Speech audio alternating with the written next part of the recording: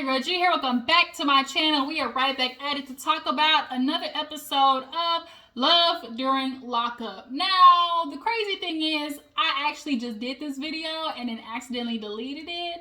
So, we're right back at it. So, hopefully your girl's fingers don't slip and hit the delete button and we're just gonna keep it pushing, okay? So, life after lockup, love after lockup, love during lockup, all, spin-offs of each other.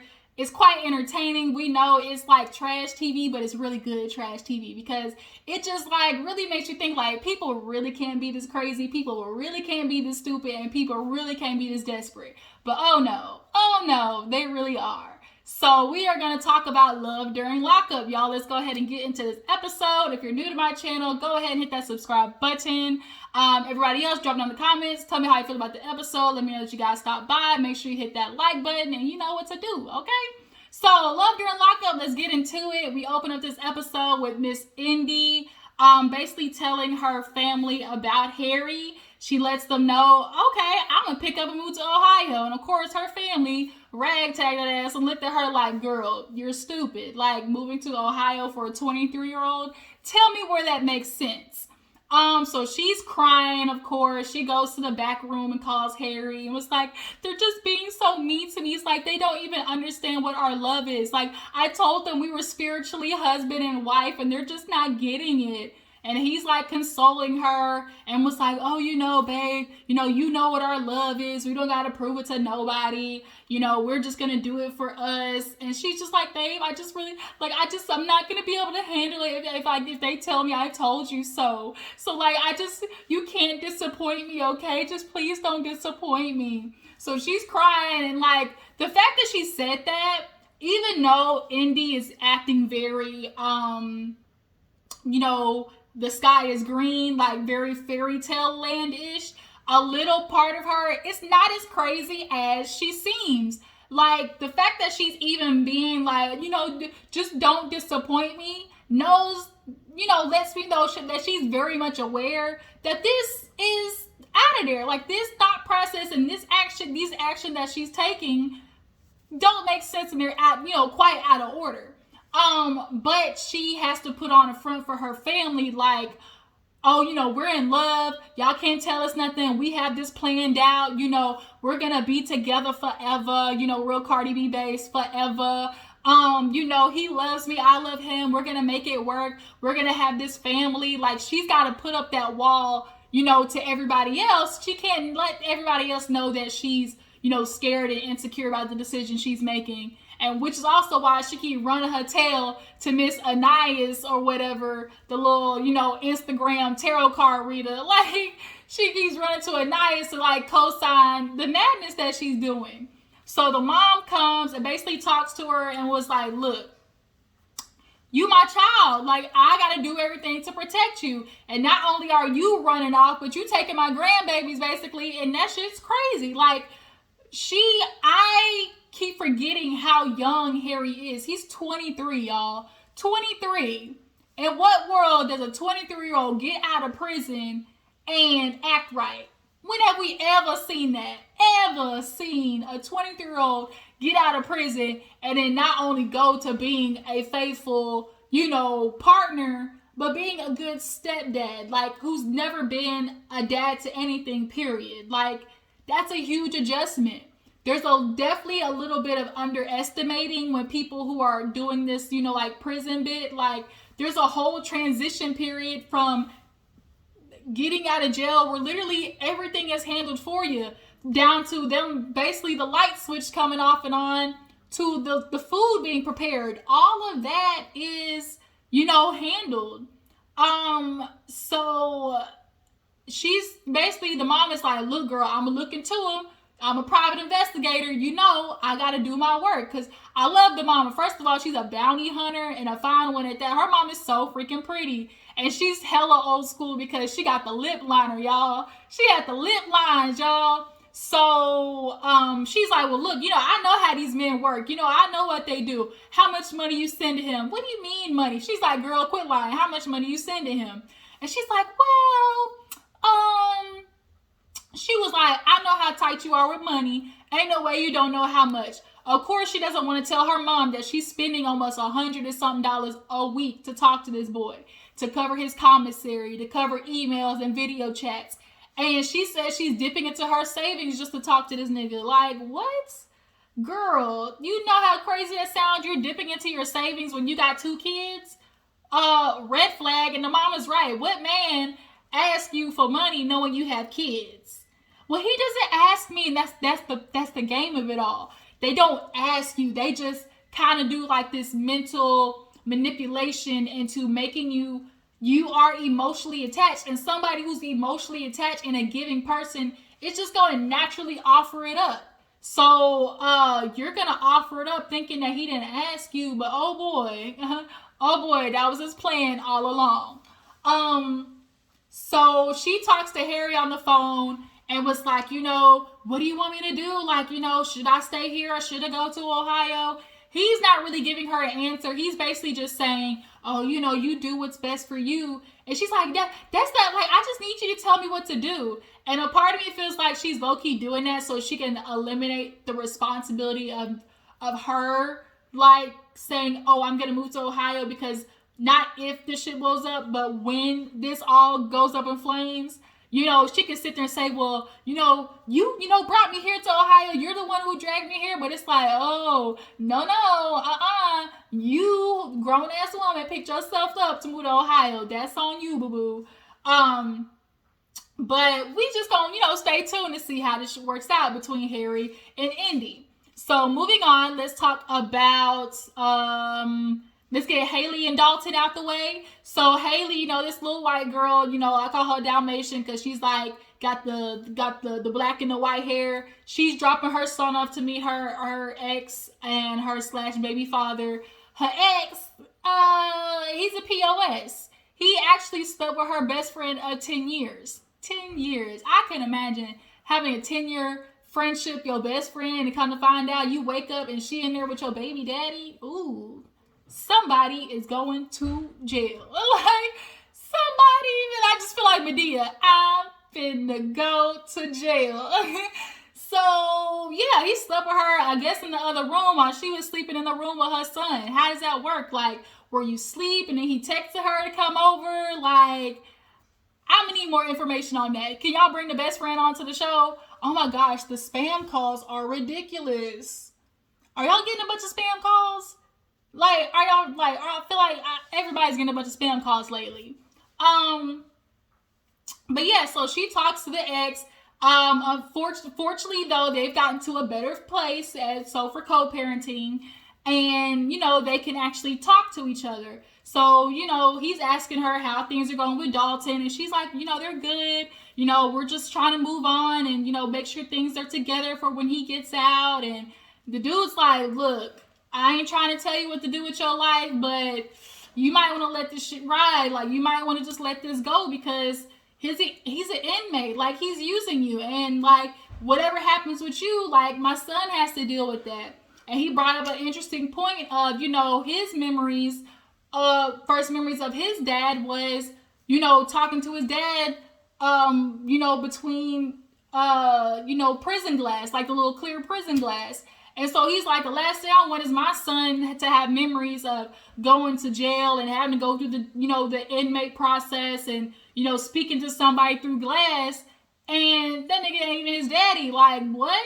So she was like, I get it. I understand. You're just going to have to trust me. Like, I would never put our son at risk. And, I just really know what I'm doing. And the Jared's dude just like, okay, he's just shaking his head.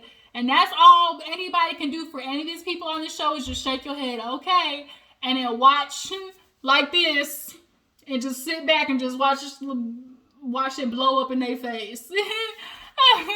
So Haley ends up having like some type of little dinner date with Dalton. She called herself cooking steak, but did y'all watch the way she literally just pulled the steak out the container, didn't wash it off, no nothing, didn't put no cracked pepper on top, didn't put no salt, no onion, like no crust on the steak at all. She just dropped that shit in the skillet and let it cook. White people, that just didn't even put no salt and pepper on there, y'all. But she calls Dalton, and basically their dates are explaining what she cooked for dinner. Because you know in prison they don't get no food like that. Their version of steak is ramen noodles. So she's like, yeah, you know, I know when Dalton gets out, he expects, you know, to have like the American dream of having coming home to a wife who's cooked and, you know, things like that. And you can tell she's like kind of making sure she stays on that path of, or presenting like this picture of she's gonna be the good, you know, woman who stays at home and cooks for her man and all that type of stuff. And it's like, okay, when he gets out, that's all cool and everything and dandy. You gonna cook for him, but if he not working, now you cooking, paying for everything, picking up behind his old lazy ass. Because you know when you in jail, everything's done for you. So you think they're not going to come out of prison and have that same, you know, mental capacity? Like, that's going to take a while to get out of that mindset. And you know she's going to be extra accommodating to him when he gets out. Like, it's going to happen.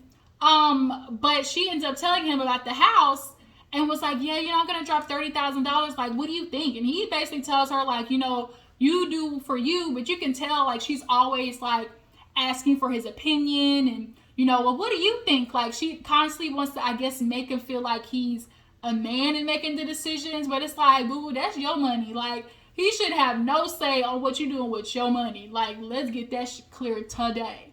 But they want, of course, an extra room because they want to have kids together, you know, the crazy dream. But then she drops on him that she found his father on Facebook and wants to talk to him. Dalton doesn't have a good relationship with his father. He's been in and out of his life.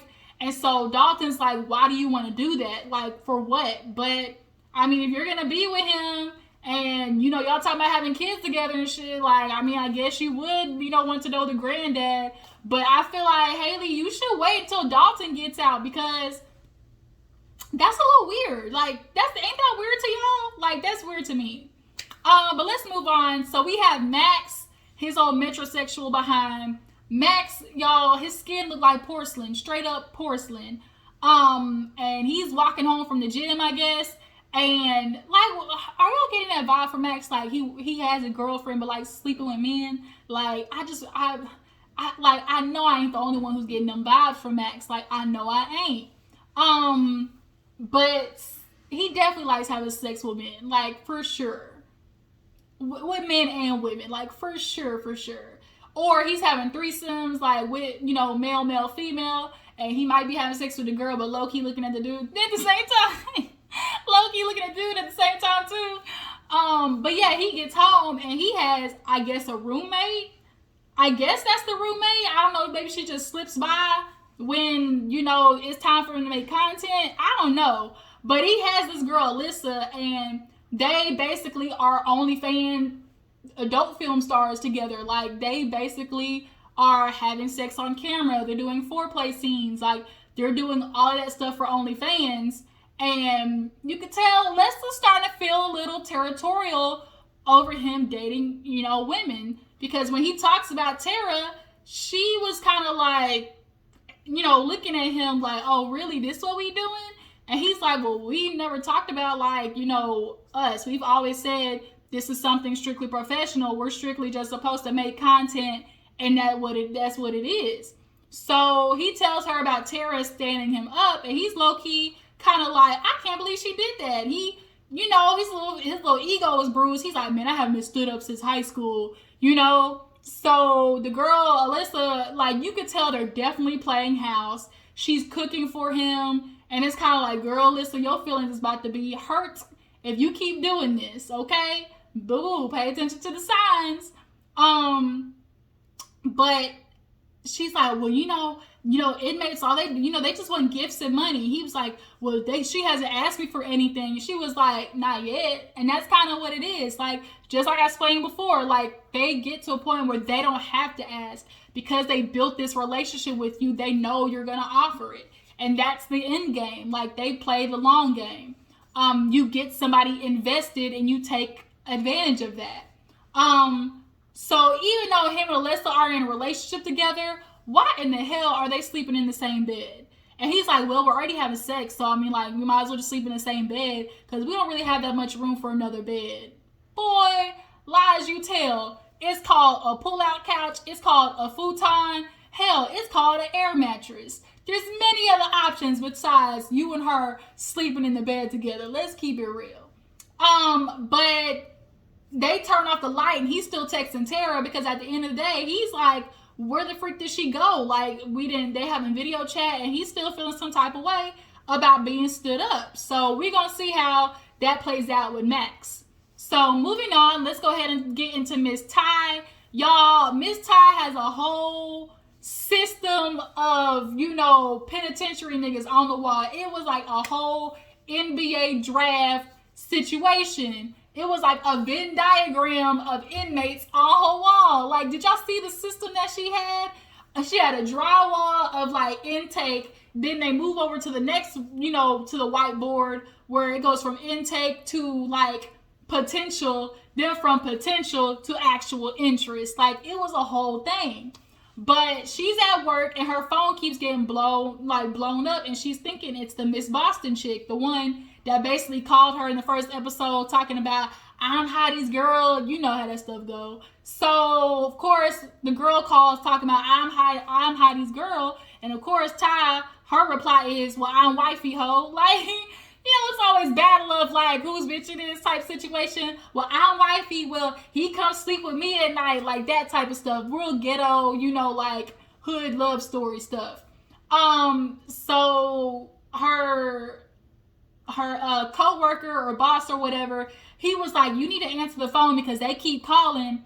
And she was like, okay. So she goes and she picks up, and it's actually Hottie. And she's like, man, I thought you was that bitch, Boston calling me. And she's like, you need to figure out, you need to tell me what's going on. And he was like, man, I don't know who that is. That girl's effing crazy. Like, that's my old thing. We not even together no more. I don't know what she's doing. And it's kind of like, bro, good goddamn well, you still talking to that girl. She probably still putting money on your commissary, on your books. We know how this work, you inmates. Like, you're not fooling nobody. And of course, Ty's like, I'm not gonna let this nigga play you. Like, I can replace you literally in a matter of seconds. Because where one falls through the loop, falls through the hole, another one gonna pop right back up.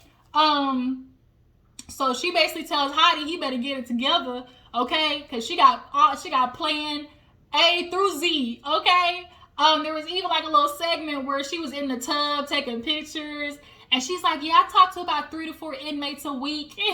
She's like, all I do is copy and paste, and I hit them up. And her mother was schizophrenic. She kind of ended up doing a backstory with that. Her mother was schizophrenic, and that's kind of what caused her to get into being a mortician. I couldn't imagine, dealing with that as a kid. I'm sure that was heavy. And you could tell, obviously, her childhood affects the way she is dating. Like, she's okay dating these inmates because she genuinely, honestly, as much as she wants love, she's not prepared to be that vulnerable with somebody. And at least if they're inmates, like, she doesn't have to worry about getting her hopes up and somebody, like, falling through. At least with the inmate, like, I can become emotionally invested with how much I feel there's more control on her part of whether, she wants to become emotionally invested. Like, she can't necessarily get lost in it. But if you are in a relationship and you're being wined and dined and, he's taking you out on dates and, possibly flying you out from here to Timbuktu, like, all of those things that you can kind of get lost in, taking you on shopping sprees or whatever, like, she can't get her hopes up with the inmate. And you can tell that's how she keeps herself safe and constantly dating these inmates. And it's like, you're kind of like contradicting yourself. Like, do you want love or do you want control? And so that's why it's kind of like, girl, you really need to sit down on somebody's couch and talk about that, because you're in your 40s, going on 50s, still talking with inmates, saying that you want to build a substantial life with somebody. Like, that's contradictory.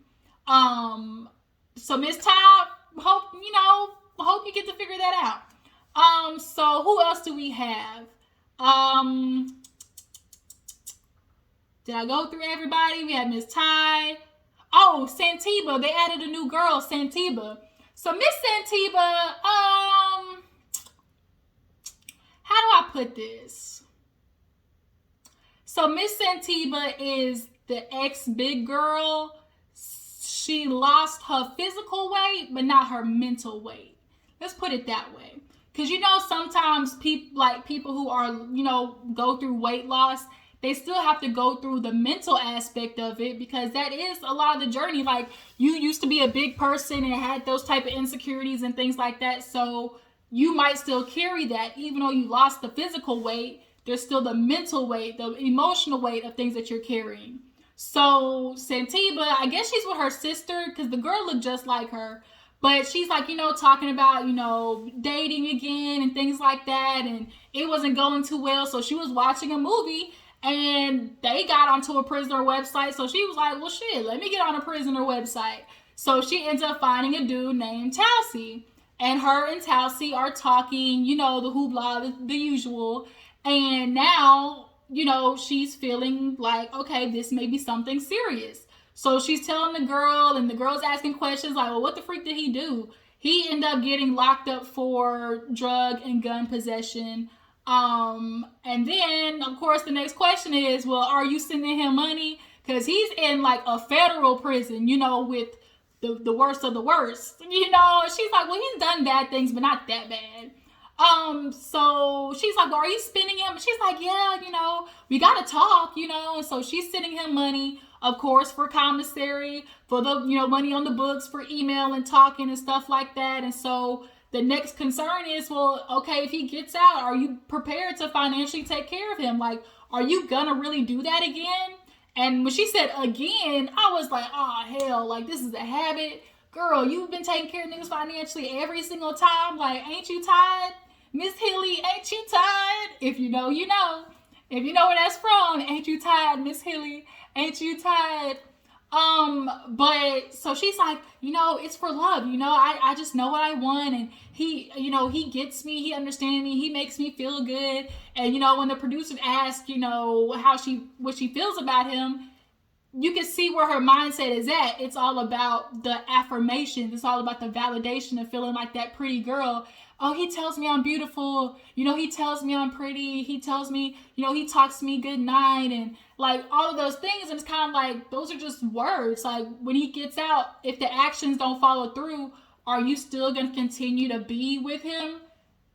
Even though his actions aren't those of somebody who, is genuinely interested, because she still low-key has those insecurities, as she did when she was bigger or like kind of in a worse headspace.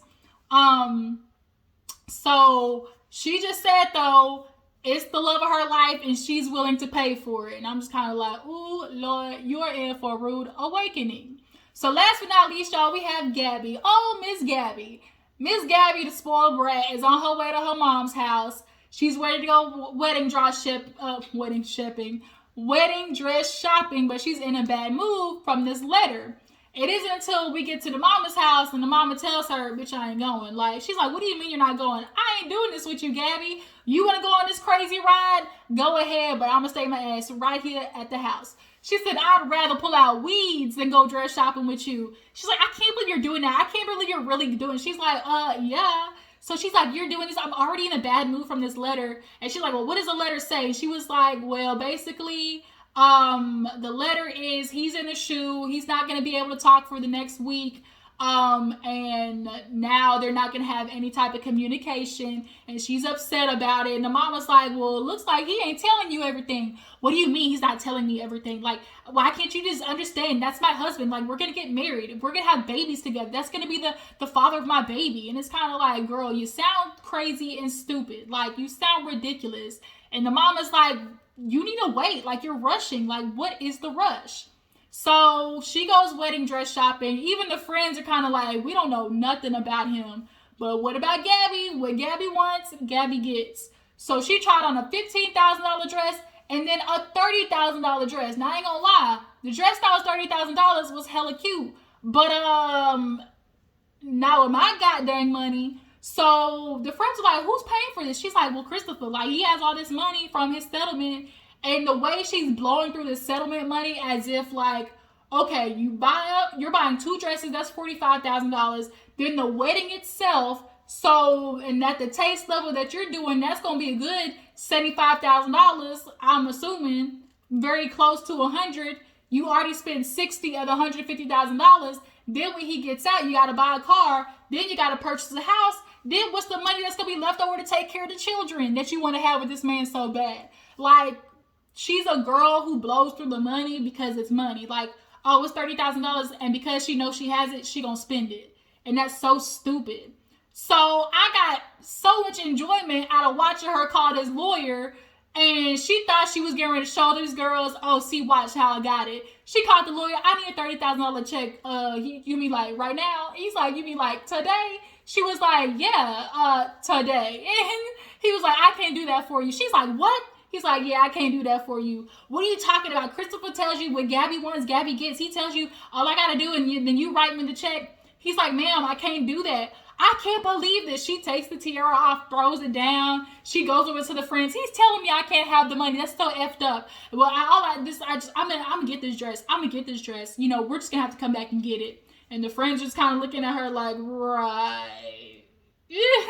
And so I get enjoyment out of watching spoiled brats kind of get a reality check. It's just, I don't know if it's just me, but I found hilarity out of watching that happen to Gabby. But the episode ended there, you guys. Tell me, what couple are you looking at, and which one's the worst? Which one is the worst couple out of all of them that we're watching? Who do you see blowing up the most, and who do you feel like might have a chance of working out? I don't see none of them working out, but you guys may see something different. But y'all stay tuned. We're going to do Ready to Love and Ladies Who List. So make sure to check that out. Follow my Instagram and Twitter, and I will catch you guys later. Deuces.